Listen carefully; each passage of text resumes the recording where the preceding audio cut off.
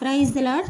రండి, ఈ సాయంత్రకాల సమయంలో మనం పరలోక ప్రార్థన చేసుకుందాం. నాతో పాటు మీరును ఏకీభవించండి. పరలోకమందున్న మా తండ్రి, నీ నామము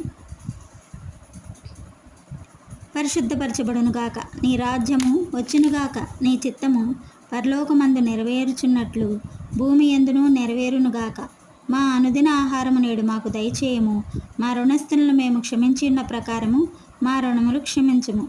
మమ్మను శోధనలోనికి తేక దుష్టుని నుంచి మమ్మల్ని తప్పించుము. ఆమెన్.